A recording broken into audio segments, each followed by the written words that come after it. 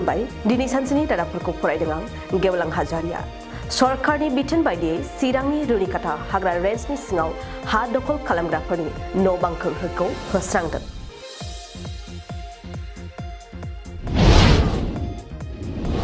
बेनि सायाव रेन्जार जसमानिक मोसाहारिया बुंदों आयेन बेरेखायै हा दखल खालामग्राफोरनो सिगां नटिस दैथायखानाय जादों।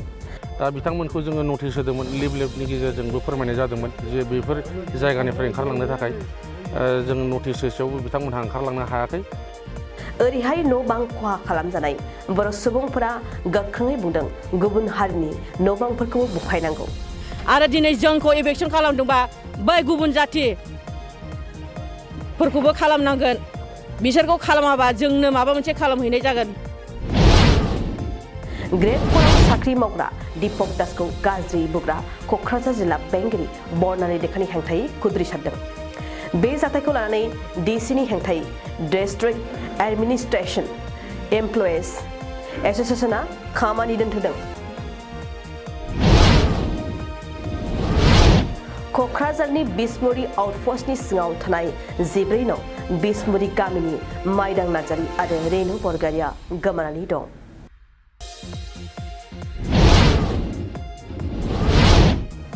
रायमना फ्रेन्ड्स क्लाबनि गेलेग्रा फोथाराव हेलिं प्रेयार फेस्टिभेलखौ फैगौ 1 फेब्रुवारि आरो 2 फेब्रुवारियाव खुंनो लाहार फाहार।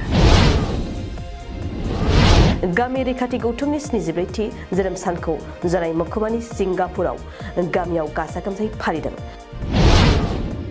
अदालगुरि जिल्ला दुलाराय बाथौ गौथुमनि खुंगा 32थि बोसोरारि जथुम्मा आरो रुफाथि मायथाइ फालिथाय सोलिगासिनो दं। गिबि मन्त्रि हेमन्त बिश्व शर्मानि बिथोराव गामि सोसननो फोसावनायखौ पृथ्वीराज नारायण मेसआ गोजोननाय फोरमायदों। दिनै सानसेनि रादाबफोरा एसेनोसै, गोजोन्थों। नोंथाङा सानाय सुनाय बेरामनि जेंनायाव गोग्लैदों नामा? जुदि नोंथाङा सानाय सुनाय दंब्ला जिंगासिनांगौ गैया। चिरां जिल्लानि बेंटल गेट साफागुरियाव दायो एसआइ निउर'थेरापि सेन्टार दंसै। बे थेरापि सेन्टाराव नोंथाङा गोरलैयैनो देहानि सानाय सुनायखौ फाहामथाय लानो हागोन।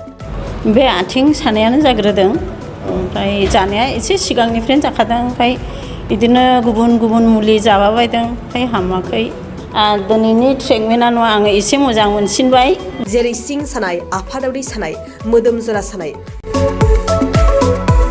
आइजोफोरनि जेंना, खर' सानाय बायदि बेरामखौ फाहामनाय जायो। लोगोसेयैनो बे सेन्टाराव थानानै फाहामथाय लानो हानायनिबो सुबिदा खालामदों। नोंथांमोनहा एसआइ निउर'थेरापि सेन्टाराव फाहामथाय लानो गोसो दंब्ला नैबे मबाइल नम्बर 7620160459 नङाब्ला 9476977956 आव थोंजों सुलाद लानो हागोन।